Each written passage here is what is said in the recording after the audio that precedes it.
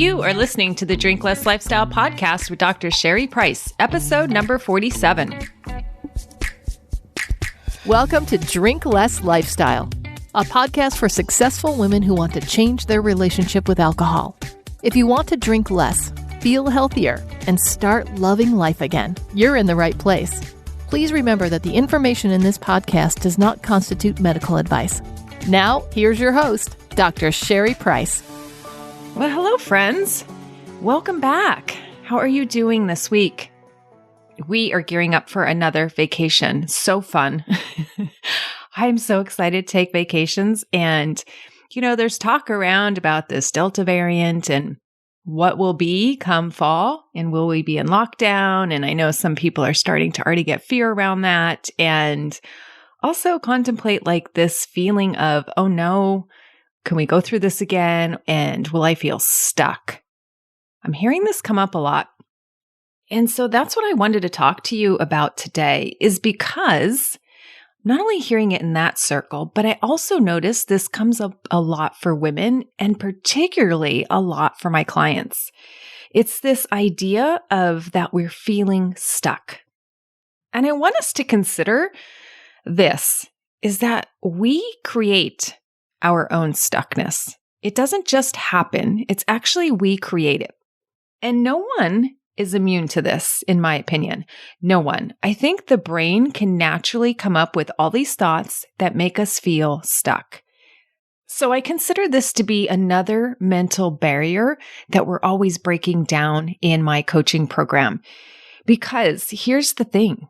When you learn how to stop creating your own stuckness, your life opens up to so many more things than you thought were possible. So I want you also to consider that stuckness could be a limitation that we put on ourselves, like a glass ceiling, or that something that's just beyond a life that I can't have, or something beyond something that I cannot attain or get to. And I'm going to walk you through one of the discussions I've had with a woman recently and how she created her own stuckness. And here's the reason it is so important to consider this. It's because when we feel stuck, we stop taking action and we start looking at our lives through a lens that feels kind of cloudy, dirty, murky, and we just don't feel good about it.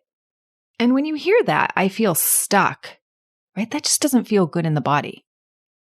So I want to share with you 3 ways which I see this becoming a big issue and how we create that for ourselves. So the first way I see clients, particularly the clients that I work with, creating their own stuckness is with their thoughts, right? It's just a belief that they have that they are stuck. Sounds so simple, doesn't it? And truly, it is that simple. It's just a belief that we are stuck.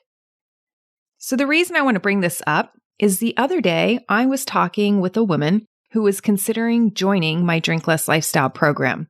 And we started talking about why it is she drinks and what is going on in her life and her drinking habit. And she kept coming back to telling me how much she's stuck at her job. She talked about how much she hates it. It doesn't light her on fire anymore. She feels drained by it. It's depleting. It's depressing. She's sick of it. It's been affected so much by COVID, all the changes, all the things that are going wrong. And she kept saying over and over, I just feel so stuck. I just feel so stuck at this job. And even when I asked her a different question about her drinking, it all came back to this feeling of being stuck at work. Things came up like there's nothing I can do. It's so stressful. It's so depressing. It's because I'm stuck at this job. So the whole conversation became focused on this. So then we went there and I asked her, well, can you get a new job? And immediately she answered, yes, absolutely. I actually have 2 people that reached out to me about some opportunities. And the one job, it sounds like I'd have to move. And she really doesn't want to move because she wants to stay where she's currently at because she's here for her boyfriend. And then she goes on to tell me about the other job opportunity, to which I said to her at that time, it doesn't sound to me like you're stuck. It sounds to me like you're choosing to stay at your current job. because of this relationship that you have. And what's funny is immediately she agreed. She says, that's exactly right. And then she told me how bad her current job was and how she's so stuck and how the job and the role has changed in the past year. And it's not going to get better because they're not implementing any changes for the future, and how it all comes down to causing her to drink a bottle of wine just to manage the stress of it all when she gets home because she's so stuck. And I'm laughing now, but of course I wasn't laughing on the phone. But do you see what she's doing to herself? I think we can all see it, right? She's creating this story that she is stuck at this job when she isn't. There's 2 other jobs that are potential, and this is without her even investigating and looking for new employment. And she even agreed that she's choosing to stay at this job so she can live near the man she loves. She wants this relationship to foster. So I pointed this out to her. I showed her how she's creating this feeling of being stuck and how she's thinking about it. And that her job is actually allowing her to foster this relationship that she wants in her life. And it's so interesting. From that point forward, she began telling me how this man was wonderful. She's never been in a relationship where she's been so respected and treated so well. And she just started talking so wonderfully about this man that she was in a relationship with. So what I want to point out by telling you that part of the story is showing you that how she was creating her own stuckness. And I think we all do this in our life. She was telling herself that she was stuck, but the truth was she wasn't.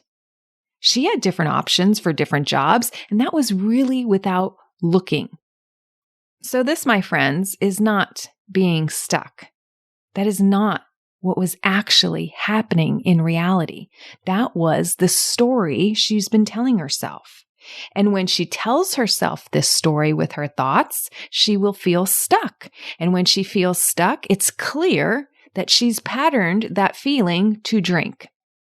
So it's that think, feel, act cycle at play. I think I'm stuck. It's creating feelings of feeling stuck, and therefore I drink for a relief. But the truth is, she's not stuck. It's a mental barrier for her. She couldn't see on her own that she wasn't stuck and that she was actually choosing to be at that job for a different reason.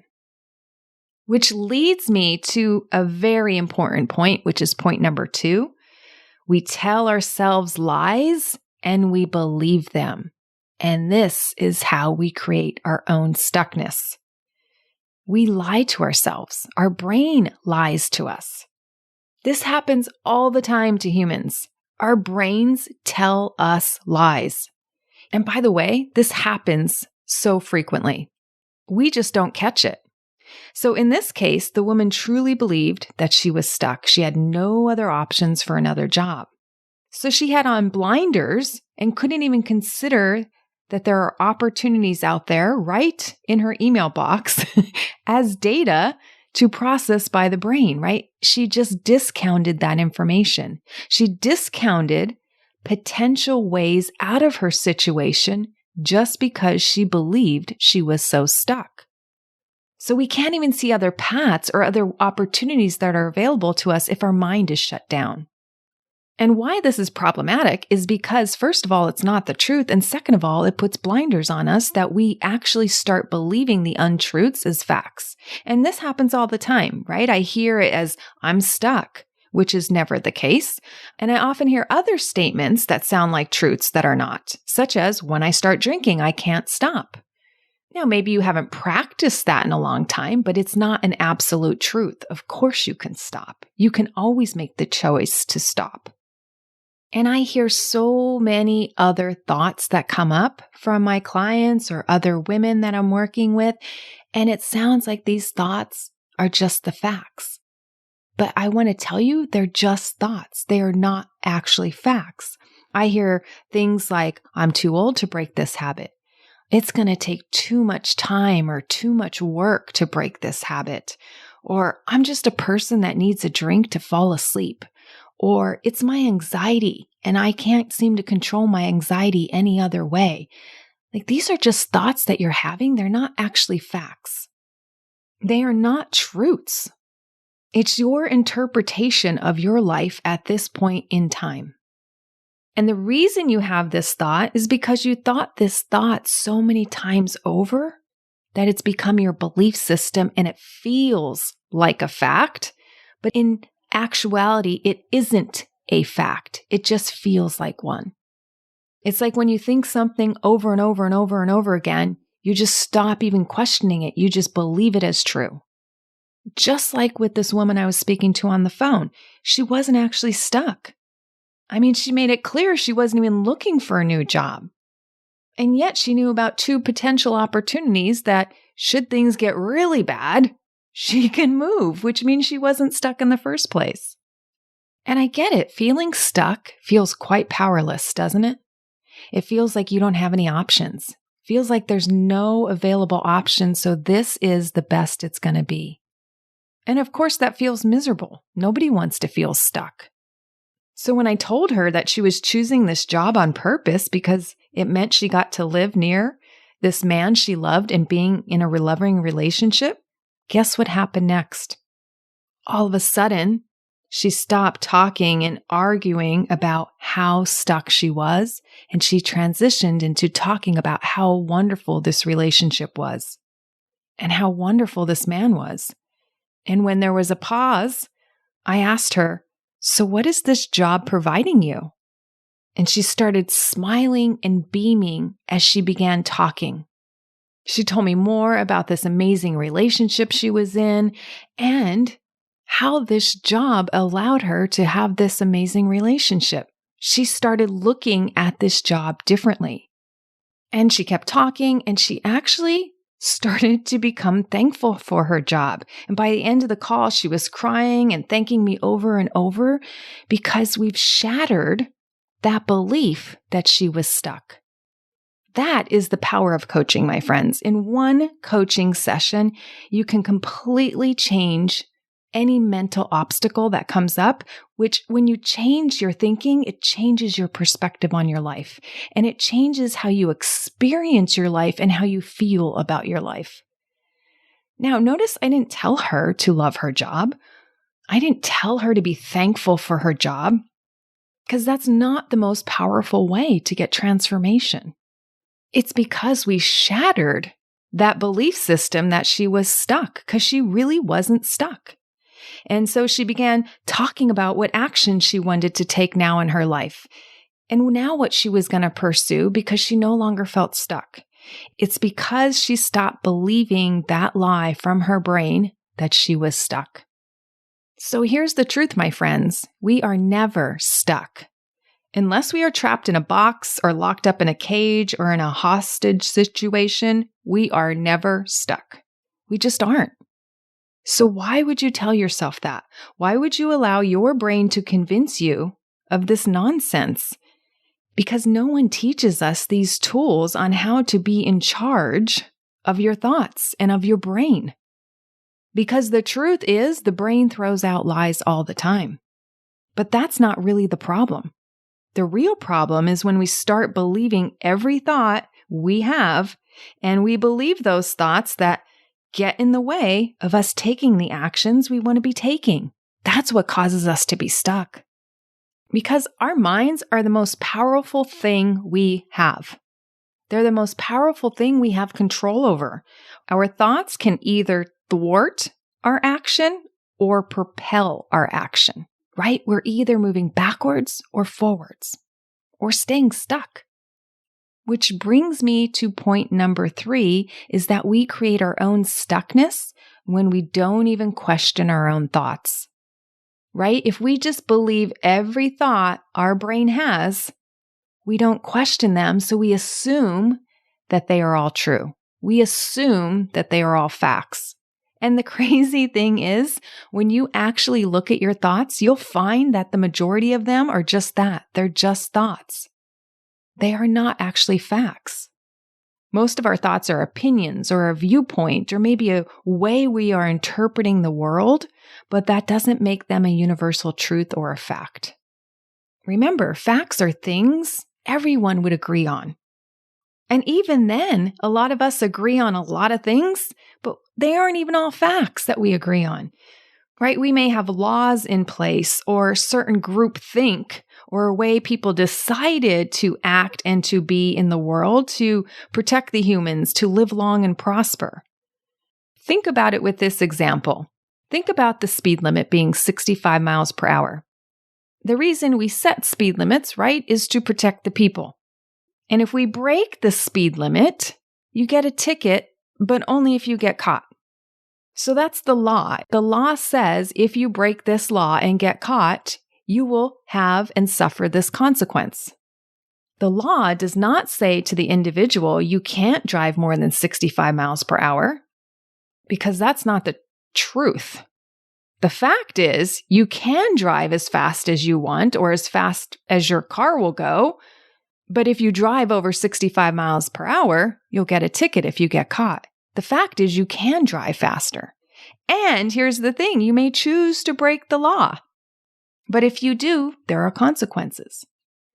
So the fact is, you can drive as fast as you want or as fast as your car will go. You would just have to suffer the consequences should you get caught.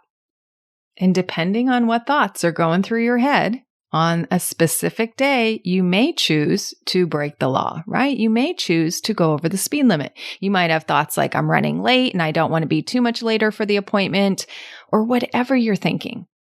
But whatever thoughts you have will create the actions. And this is so important, my friends. This is what I keep coming back to in each of my podcasts. There is real value that we can create in our lives, huge value when you look at your thoughts and you question if you want to keep having them, if they keep serving you. Now, some of your thoughts are serving you great, but some of your thoughts are not. They're causing over drinking. They're causing relationship problems. They're causing things to show up in your life that you don't want. Thought work changes your life. It's not positive psychology, but it's about being intentional with your life. It's saying, this is who I am. This is how I want to show up. And how you think determines your actions, which determines your habits, which define your character. This is ancient world wisdom, my friends, and it holds true over the centuries. Notice from your thinking creates your actions, creates your habits, and that defines who you are. Now, I know I used to think all the time I need a drink to relax. That was a huge one for me, and I've talked about it in multiple previous podcasts because it kept me tied to the drink. I thought it was the alcohol. People told me I just needed to avoid alcohol, just abstain from alcohol, and it'll change you. It didn't. My thinking kept me tied to my drinking. And I didn't want to be tied to the drink. I didn't want the ball and chain for me anymore. No, thank you. I wanted to make my decisions. I wanted to be in control, and I wanted to learn the skills to do that. And now it's not my default way of thinking for my brain anymore. I do not think I need a drink to relax. I have a whole podcast on that because I hear that come up for so many women. They think they need a drink to relax or they want a drink to relax, but that is going to keep you tied to the drink. Do you want that? Is that the result you want for your life? And if not, then you need to change your thinking. But what do most of us do? Try to change our drinking. That's great, but I just don't see it having long-term, lasting effects. I don't see that it becomes a new way of life, a new lifestyle for most people. When you work on the real problem, you get real results. I used to have witching hours. I used to have a bunch of mental chatter right after work about drinking. I have none of that now. I don't have witching hours. They don't exist anymore. They've been eliminated from my life because I've worked on the skill of managing my mind, and that is essential to get the result. The beautiful thing about this is it frees up your mind to think about other things that are way more useful in your life. I was so done with that mental chatter around alcohol. I wanted to change that mental station, that mental channel in my brain. It's like I wanted to turn off the station that plays the old records about thinking about alcohol as this glorious, desirable, relaxing liquid that solves life's problems, because it never did. It was a lie from my brain. It's not a fact. It's like believing X, Y, and Z are the first letters of the alphabet. It's completely ludicrous.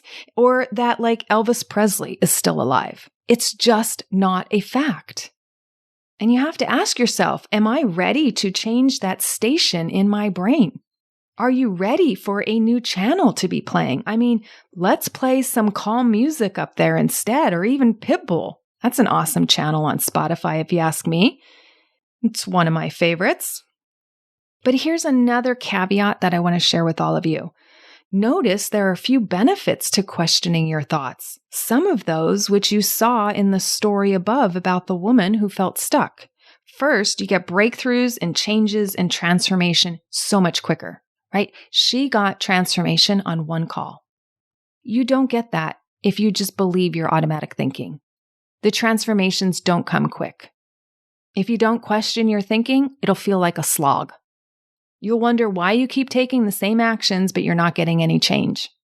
Why do I keep counting alcohol-free days, but I just still feel like I want alcohol? A second benefit that comes is you'll start taking charge of your life because now you know how. Because here's what a lot of us are told. Just take a different action. Just avoid alcohol. Just don't buy it. Just take a different action. And that doesn't always lead to the result. And third, you'll start to feel better. Doing this work, you'll learn how to be kind and how to be gentle to yourself. You'll start to understand how to feel better in all areas of your life, not just when you're contemplating drinking. It's so much bigger than just about the alcohol. And what I love is that you feel it in the moment. It's like, boom, an explosion of dynamite has gone off in your brain. It's like, what? My clients even say there's a shift I felt right there in the coaching session. You just shifted my thinking, and it figuratively blows your mind in the best way possible. You'll see things differently. You'll see alcohol differently. You'll experience your life differently, and you won't create stuckness. Don't believe that you are stuck for a minute. All right, ladies, if you are loving what you are hearing in this podcast and you're like, yes, I want that for my life, I just don't know how to apply it. I hear this, I take it in every week intellectually, but it's just not working for me. There must be something I'm not doing. Then I invite you to check out Drink Less Lifestyle. It's where you learn these tools and how to apply them to your life, and you break down these mental barriers that keep you drinking. And you learn how to become more powerful, find freedom, and love your life again. So go to my website, sherryprice.com, to learn more. Again, that's sherryprice.com. And I'll also link it in the show notes as well. All right, thanks for your time today, ladies, and I will see you next week. Thanks for listening to Drink Less Lifestyle. If you're ready to change your relationship with drinking now, check out the free guide, How to Effectively Break the Overdrinking Habit, at sherryprice.com/startnow. See you next week.